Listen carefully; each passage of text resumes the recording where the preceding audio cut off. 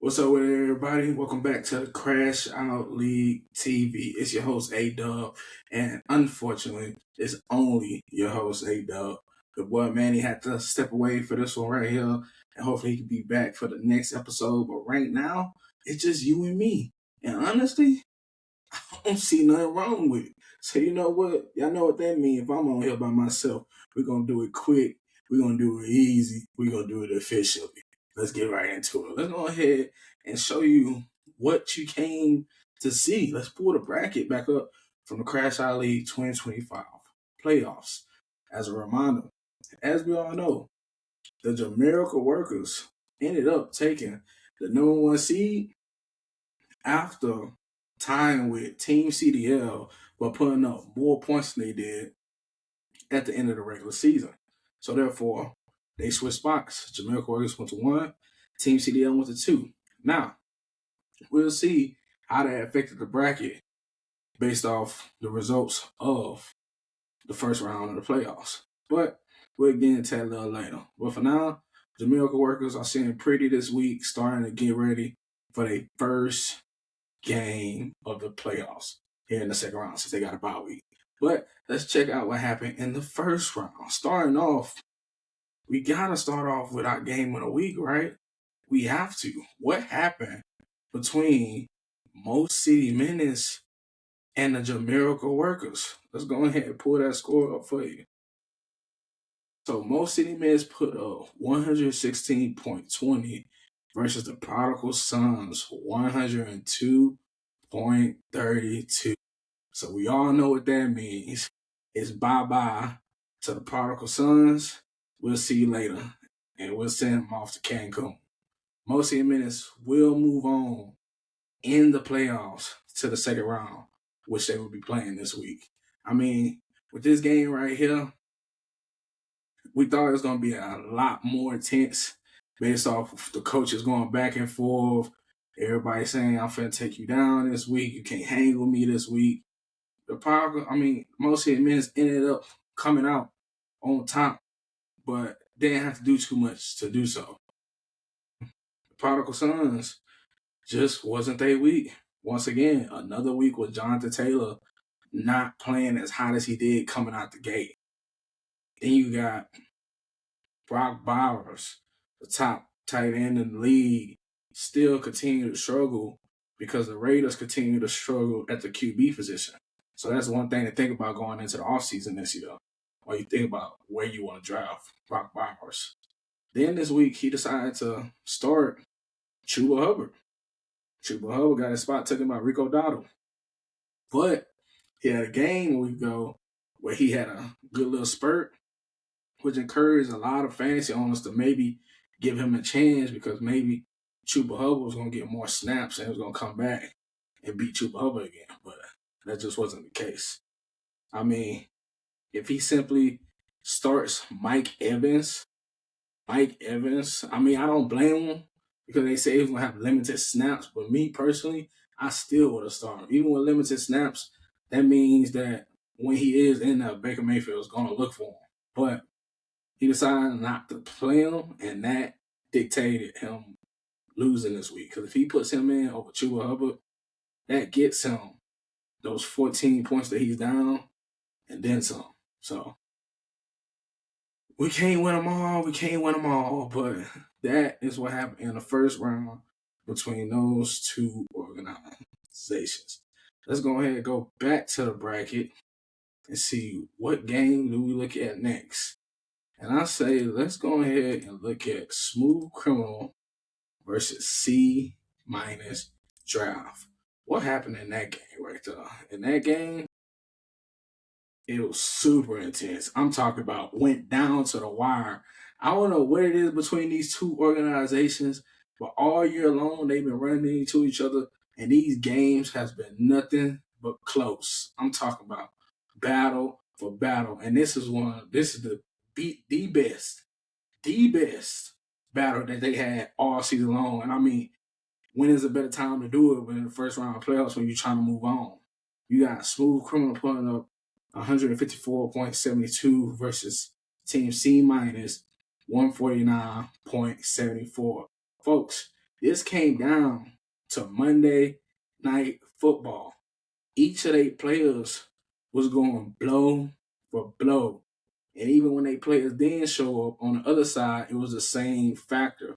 What came down to it was Monday Night Football was Team CDL minus draft had the Steelers defense, and that came down all the way late to the fourth quarter because the Steelers defense had 10, 11 points, stopping the Dolphins from getting in the end zone. And then late in the fourth quarter, Tua was finding Darren Waller in the back of the end zone twice, which brought his points down to 7 points, which ultimately took him out of the running to get out of the first round. So, congratulations to both coaches, Smooth Criminal, Coach A-Dub. You get to move on, but it was not easy. Shout out to Coach Cam, you're a hell of a coach. Once you go into the off season, and chilling in Cancun on the beach with your coconut drink, just think about it, man. You put your all on the line. It wasn't enough. What can I do to come back and do better? Hey, it was just unfortunate that these two organizations had to play each other in the first round if we all want to keep it a buck with each other. But nonetheless, Smooth Criminal moves on to the next round.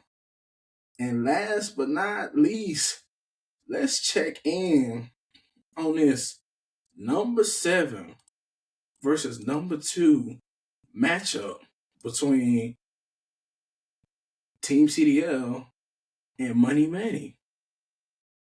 Let's go ahead and pull up them scores.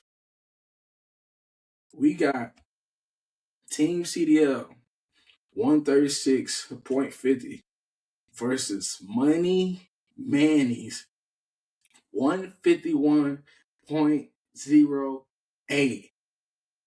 Y'all know what that means.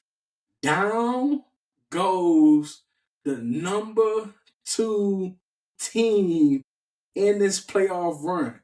The number 2 team is out. The guy who's been running the league all year long at the number 1 seed to the late last weeks has officially been put out in the first round. I mean, it was another fantastic game over here on the other side of the bracket. I mean, 136 versus 151, that's no small feat. Both coaches pulled up to play. It's just Money Manny, they had something to prove being the number 7 seed. They had a chip on their shoulder. And you got James Cook going for 31, St. Brown going for 41. I mean, when you got guys showing up and playing like that and they able to cover the rest of these guys and only putting up 7 and 6 points, it's hard to beat them, especially when everybody on your side is playing like they should be playing. Nobody's over exaggerating their points when it comes to your side. So, I mean, at the end of the day, we're not going to knock Coach Barlow and Team CDL because 136 beats Coach Preach.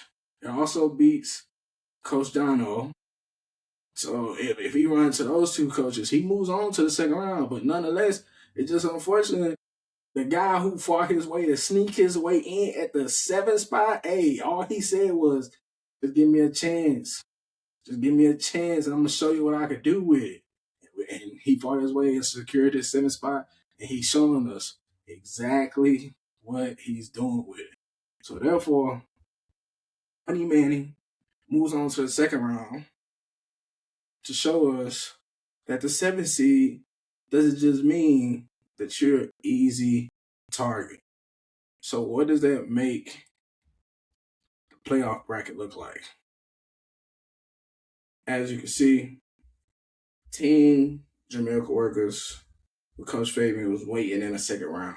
And since Money Manny, the number 7 seed, beat the number 2 seed, that moves him up to play Team Fabo this week. Since we do reseed in this league. That means Most Immense becomes the top team on that side of the bracket to face Smooth Criminal with Coach A-Dub. Now, this could go either way, people. Either way. Just like we just seen, we saw the number 7 seed take down the number 2 seed. We saw the number 5 seed take down the number 4 seed. It can go either way. But we excited to see what's going on, who's doing what. Matter of fact, we are gonna go game of the week and upset of the week between Team Fabo and Money Manny. Those two organizations are already chopping at each other's throats in the chat, talking big. Money Manny telling Coach Fabian, there's nothing you could do. You're doing all this movement, switching out all these guys, and we could go bang for bang, buck for buck. You know what I mean? So shout out to these two organizations keeping the chat lively. You know, it's hard to keep it like that with only 4 organizations left, but they keeping it lively right now. So this is going to be our game of the week and our upset of the week. Now, that's all I got to report to you guys. Hey, like I said, when it's just me, you're going to keep it quick, you're going to keep it fast, you're going to keep it efficient. Yes, sir. Hey, appreciate y'all for tuning in another episode here on the Crash Out League TV. Let's see what happens here in this second round next week. Come holler at me. Yep.